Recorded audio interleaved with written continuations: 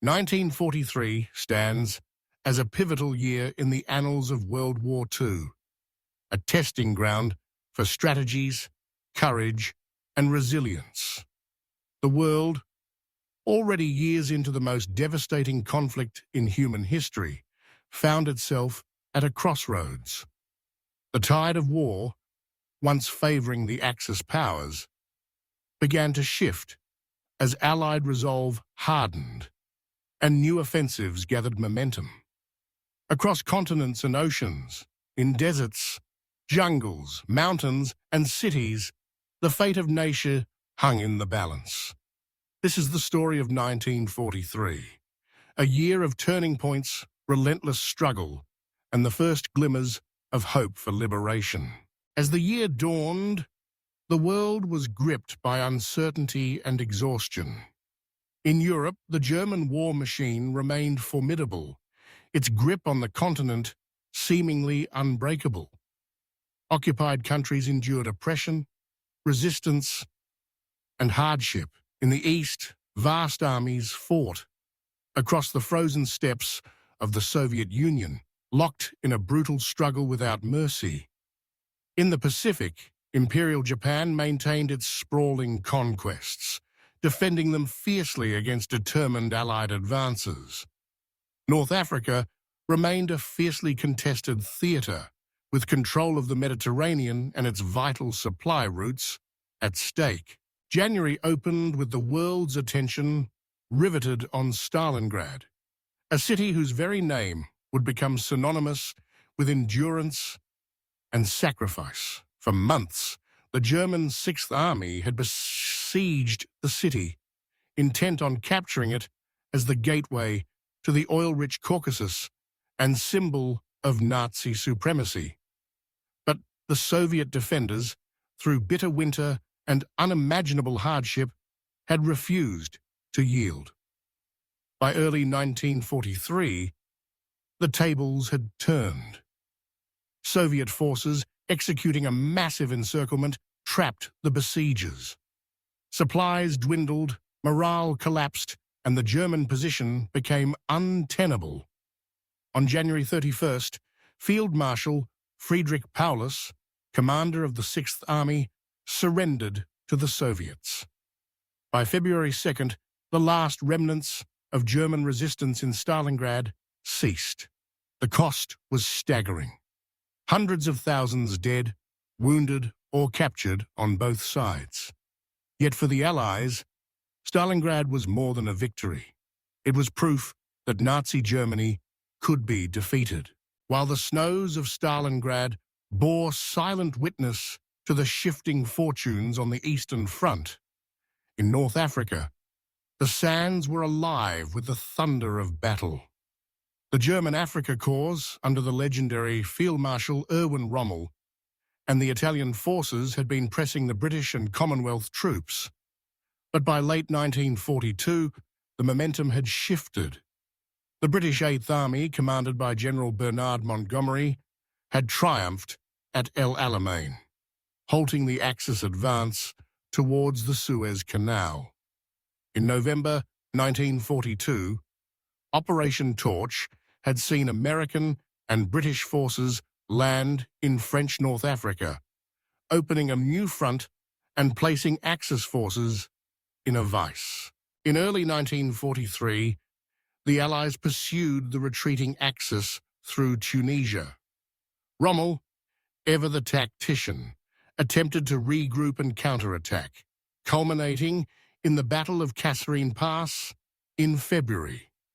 Here, American forces, new to the Desert War, suffered a costly defeat, exposing weaknesses in command and coordination.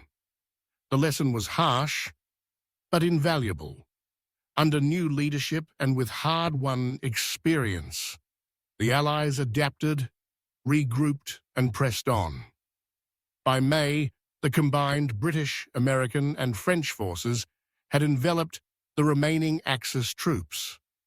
On May 13, 1943, more than 250,000 German and Italian soldiers surrendered, an entire army lost, and North Africa secured for the Allies. This victory opened the door to the invasion of southern Europe and marked the first mass surrender of German forces in the war. As the Mediterranean campaign unfolded, Allied leaders met in Casablanca in January.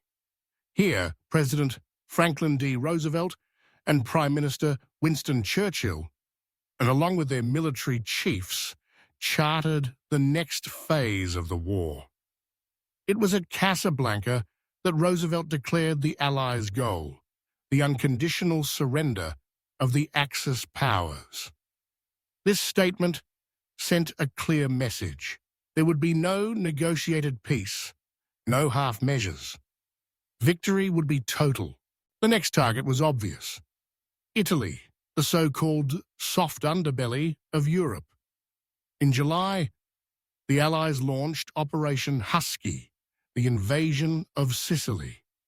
Under the cover of darkness and fierce naval bombardment, British and American troops stormed the beaches. Bitter fighting ensued as Axis defenders contested every inch of ground. But Allied superiority in numbers, air power, and logistics proved decisive. Within weeks, Sicily was liberated. The consequences reverberated far beyond the island's shores. As Allied troops advanced, the Italian people, weary of war and Mussolini's fascist regime, rose in opposition. On July 25, 1943, Benito Mussolini was arrested and deposed by his own Grand Council. The new Italian government, under Marshal Pietro Badoglio, began secret negotiations with the Allies. In September, as Allied forces crossed from Sicily to the Italian mainland at Salerno and Taranto, Italy announced an armistice. The German response was swift and ruthless. Nazi troops poured into the country, disarming Italian units and establishing a puppet state in the north under Mussolini, whom they had rescued from captivity. The Italian campaign became a grueling slog, with the Allies battling up the peninsula against determined German resistance, fortified in mountain strongholds and ancient towns. The liberation of Italy would prove long and costly, but with each step, the Axis grip on Europe weakened. In the Soviet Union, the summer of 1943 saw the largest armored clash in history, the Battle of Kursk. Hitler, stung by the defeat at Stalingrad, sought to regain the initiative with Operation Citadel, a massive offensive designed to encircle and destroy Soviet forces in the Kursk salient. But the Soviets, forewarned and prepared, constructed elaborate defensive belts laced with mines, anti-tank guns, and trenches. On July 5th, the Germans attacked, unleashing waves of tanks and infantry. The fighting was ferocious, especially at Prokhorovka, where steel met steel in close-quarters combat. After weeks of slaughter, the German offensive faltered, bled dry by Soviet resilience and counterattacks. By August, the Red Army had seized the initiative, launching its own offensives that would reclaim vast swaths of territory, including Kharkov and Smolensk. Kursk marked the last major German offensive in the east. The Wehrmacht would never again regain the upper hand. Meanwhile, in the skies above Germany, a new phase of the Allied strategic bombing campaign unfolded. British and American bombers, flying by night and day, targeted enemy cities, factories, and infrastructure. The goal was to cripple Germany's war production, break civilian morale, and hasten the end of the conflict. Raids on Hamburg in July and August unleashed unprecedented destruction, creating firestorms that consumed entire neighborhoods and killed tens of thousands. The bombing campaign was controversial, raising moral questions that would echo for generations. But it marked a new dimension of total war. Across the globe, the Pacific theater seethed with action. The Japanese Empire, though reeling from losses at Midway and Guadalcanal, remained entrenched across a vast arc of islands and territories. The Allies, under the command of General Douglas MacArthur and Admiral Chester Nimitz, embarked on a strategy of island hopping, bypassing heavily fortified positions, seizing key islands, and establishing airfields to tighten the noose around Japan. In the Solomon Islands, the struggle for Guadalcanal ended in February with the withdrawal of Japanese forces. This hard-fought victory secured vital sea lanes and marked the first major Allied offensive victory against Japan. Attention then shifted to New Guinea, where Australian and American troops battled through dense jungle and treacherous terrain to recapture key positions, including Buna, Gona, and Salamaua. Each advance brought the Allies closer to the Philippines and Japan itself. In November, American forces launched a daring assault on the Gilbert Islands, targeting Tarawa. The battle was short but savage, with fierce Japanese resistance inflicting heavy casualties on the attackers.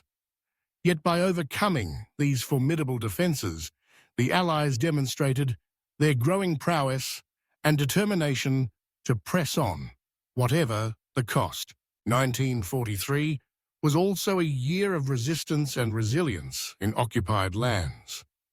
In April, the Warsaw Ghetto Uprising erupted as Jewish fighters, facing imminent deportation to extermination camps, rose against the Nazi occupiers.